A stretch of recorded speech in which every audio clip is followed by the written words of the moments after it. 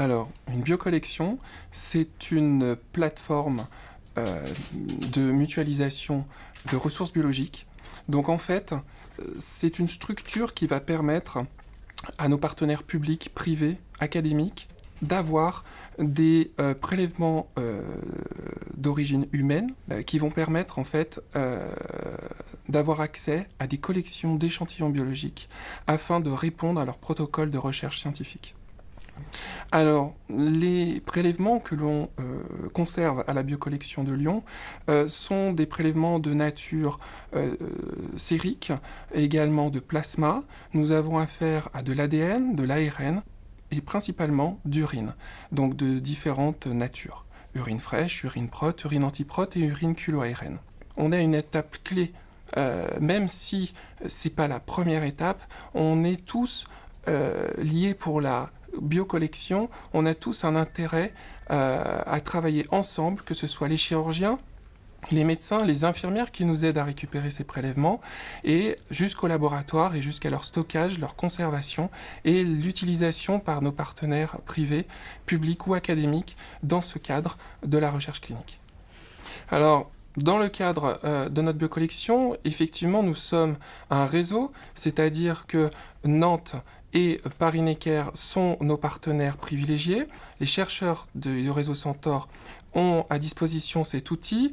On utilise principalement la biocollection pour lors de protocoles issus de la recherche de Centaure. Mais par contre, ce qu'il faut bien savoir, c'est que nous sommes bien évidemment intéressés par ouvrir justement ces échantillons à des principes de mutuel échange dans le cadre de notre recherche sur la transplantation.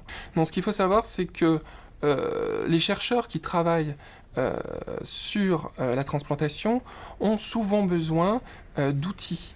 Des outils évidemment logistiques, techniques, mais principalement l'élément le plus important, c'est le prélèvement.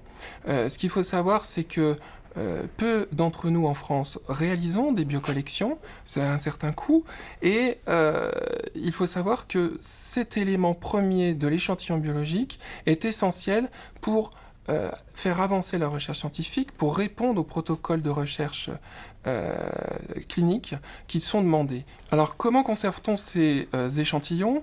Ils sont conservés après avoir été préparés et collectés dans notre laboratoire, dans des congélateurs moins 80. Cela représente pratiquement 450 patients qui ont été inclus dans la biocollection, avec un suivi qui est de l'ordre du T0, T3 mois, 1 an, et jusqu'à 5 ans. Alors, quelque chose de central, c'est, on parle souvent du rejet du greffon, par exemple. Je pense que ce qui est le plus important, à l'heure actuelle, c'est d'identifier, de valider des marqueurs prédictifs du rejet du greffon, des maladies qui sont associées dessus, que ce soit des marqueurs génétiques, moléculaires ou cellulaires, et ensuite de pouvoir le transférer, le transposer du laboratoire aux applications cliniques. Ça serait vraiment très intéressant d'avoir ces marqueurs et en amont, éviter, on va dire, ces biopsies ainsi que des traitements immunosuppresseurs qui ne seraient pas utiles. Après ces 4 ans de travail à la Fondation Centaure, ce qui est très intéressant, c'est le fait, en fait, sur Lyon, d'avoir commencé avec rien. Il n'existait strictement rien, même pas un local décent pour pouvoir commencer la biocollection.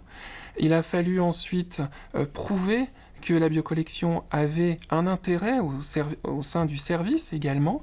Et c'est vrai que à l'heure actuelle, toutes les équipes sont motivées pour cette biocollection, que les médecins font le nécessaire pour pouvoir travailler à partir de cette biocollection. Et il est vrai que de passer de rien à quelque chose qui fonctionne correctement, c'est vraiment une grande fierté.